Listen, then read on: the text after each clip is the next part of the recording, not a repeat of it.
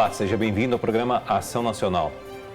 O Ação Nacional de hoje debate o tema câncer de colo do útero.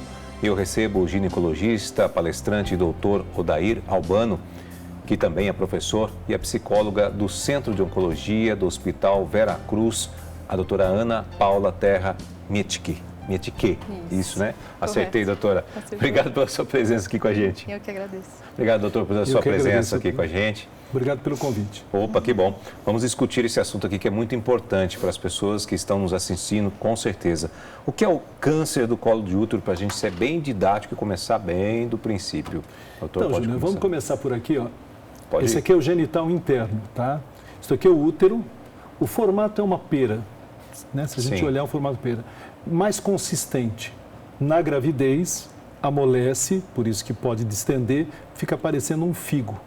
De cada lado você tem 2 trompas e 2 ovários. A região mais inferior do útero, que é essa pontinha aqui, nós chamamos de colo do útero. Então, o que é colo do útero? É a pontinha do útero. Aqui você tem um orifício, tá? Por onde sai a menstruação. A menstruação é produzida aqui dentro e ela sai por esse orifício. Então, é exatamente neste orifício que a mulher pode ter o câncer de colo do útero. Tá. E por que ele se desenvolve assim, tem tanta incidência desse câncer?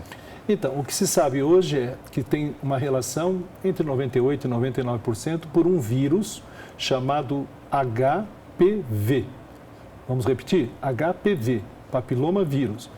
Esse vírus é adquirido sexualmente, ou seja, durante a relação sexual. E ele vai produzir um processo irritativo nas células superficiais, ou seja, na superfície deste orifício. E pode ficar quieto lá, Júnior. Às vezes fica anos esse vírus presente. Ao longo do tempo, ele pode começar a se desenvolver, se multiplicar e produzir uma lesão. Então, quando aparece a feridinha ou ferimento, significa que ele já estava lá há algum tempo e se desenvolveu a ponto de produzir uma lesão. Uma lesão que pode ser superficial, facilmente tratável, mas que pode ser uma lesão mais profunda, com um estadio mais grave de transformar a doença numa doença fatal.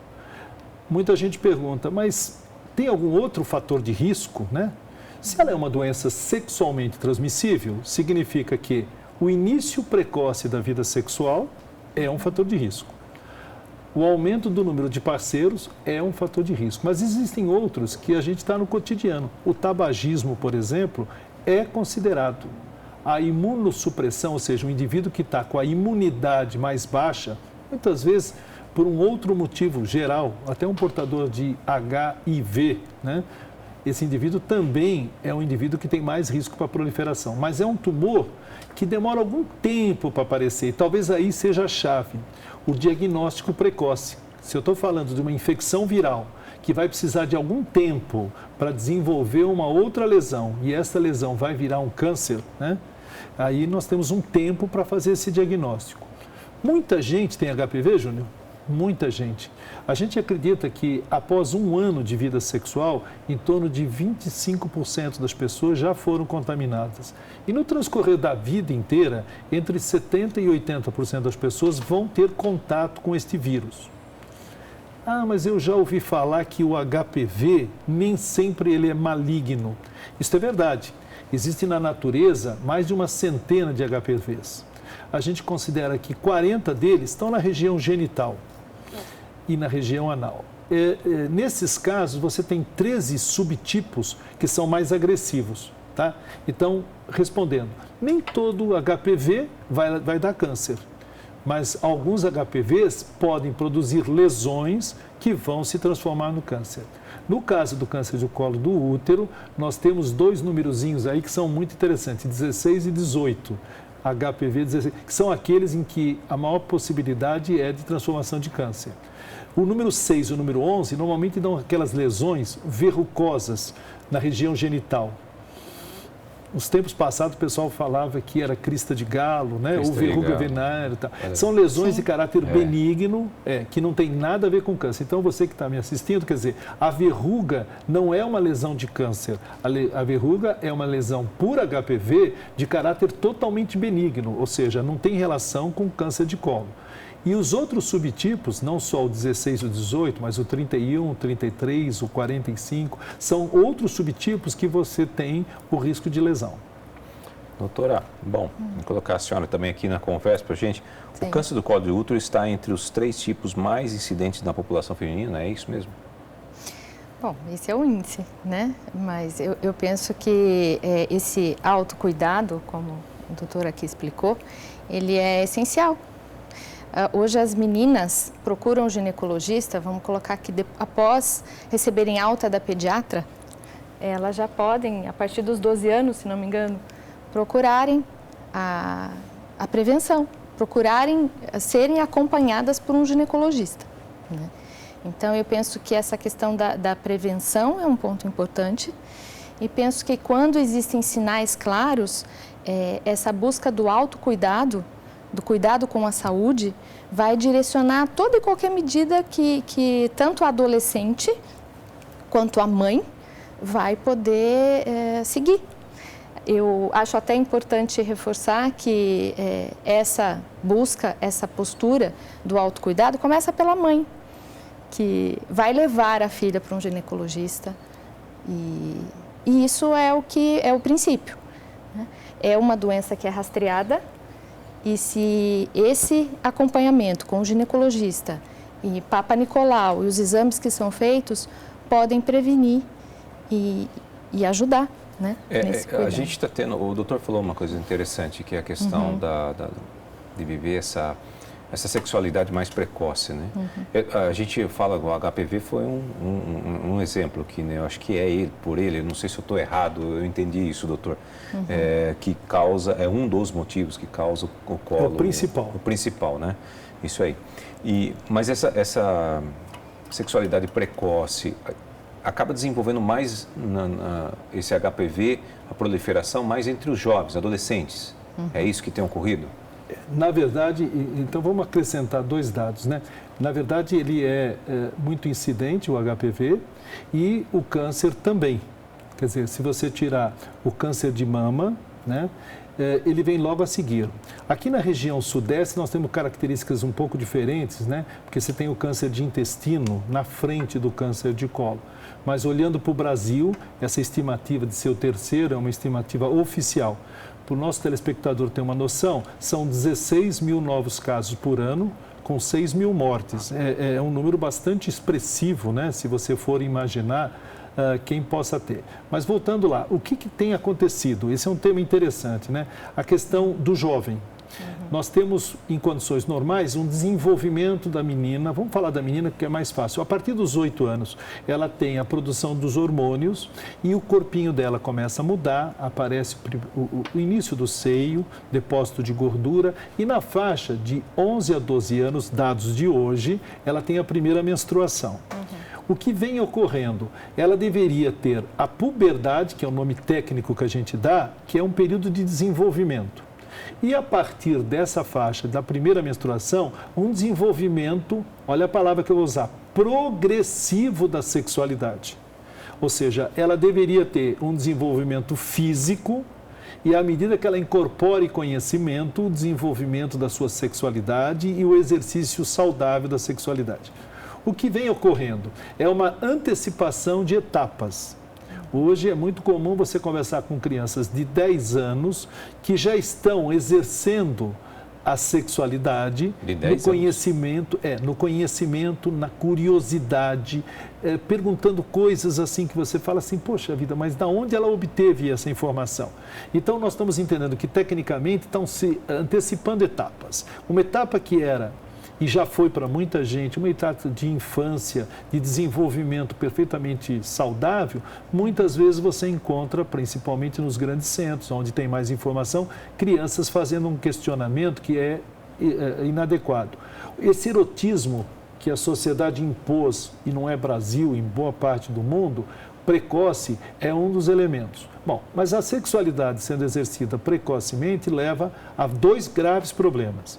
O início da vida sexual precoce e, naturalmente, a possibilidade de doenças sexualmente transmissíveis e gravidez. Eu vou te dar um número, Júnior, que é muito triste. No Brasil, nascem 2,8 milhões de crianças todo ano, quase 3 milhões.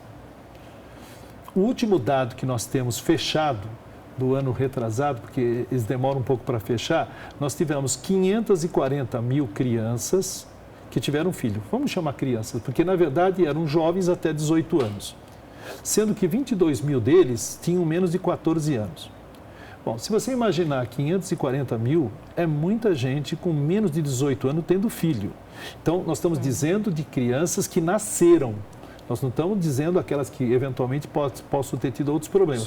As que nasceram, as que estiveram, é muita gente. Então mostra o seguinte, há um exercício da sexualidade de forma inadequada, que deveria ser melhor orientado para que essa iniciação fosse responsável. Bom, não fazendo isso, aí entra no nosso tópico, quer dizer, ela se expõe a infecções. Houve um crescimento não só do HPV, houve um crescimento da sífilis, que quando a gente fala parece uma coisa histórica, dos tempos históricos. Passada, hoje parece coisa do passado. Hoje a sífilis é uma preocupação.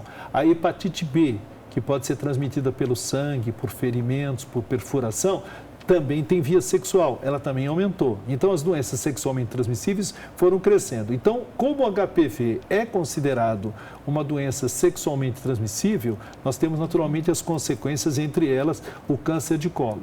E para aqueles que já leram a respeito, que ouviram dizer que o HPV pode também trazer outros cânceres, isso é verdade. Você pode ter câncer de vagina e de vulva, câncer de ânus, câncer de pênis e câncer de garganta, também iniciado pelo processo do HPV.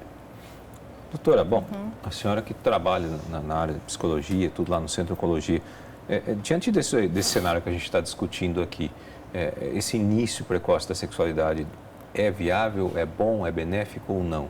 A senhora atende mães, por exemplo, que são adolescentes, que são ainda crianças, como o doutor acabou de falar aqui? Sim, a minha experiência com os adolescentes e as mães é mais no consultório. Existe esse problema que é bem sério, de uma antecipação de etapas, como bem colocado pelo doutor Odair. E essa educação sexual dos filhos, ela precisa começar em casa. Muitas adolescentes têm acesso, se a gente for pensar, à internet. Hoje... Isso tá... O mundo está aí na internet, né? Tem coisas demais lá.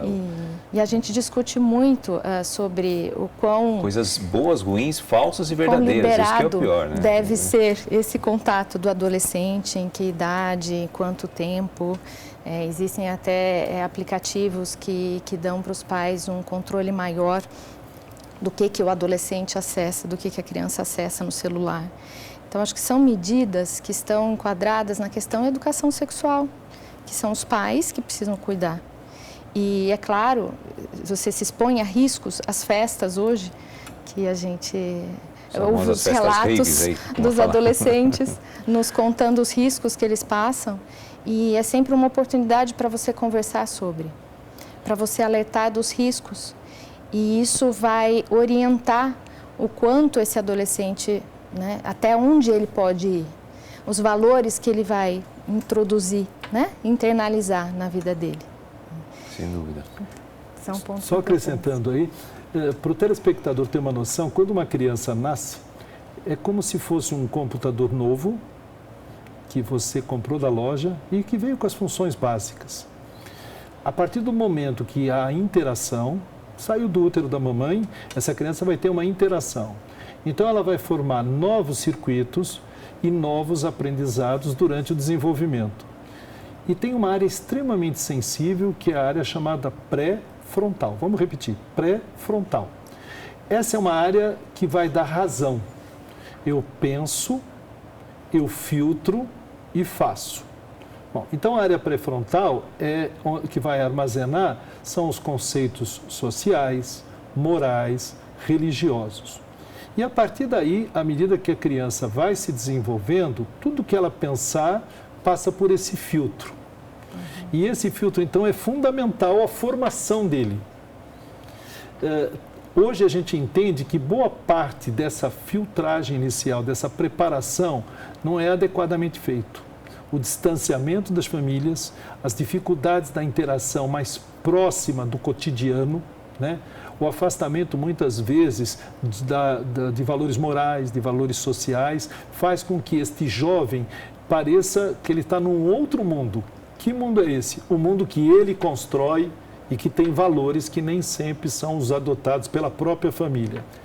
Nesses 42 anos de formado, o que eu mais vejo é a mãe dizer assim, eu acho que eu fiz tudo, mas acho que faltou alguma coisa. Quer dizer, a sensação de que talvez pudesse em algum momento ter feito um pouco mais. Eu poderia, né? Bom, gente, esse é o Programação Nacional que precisa ir para um rápido intervalo e volta já.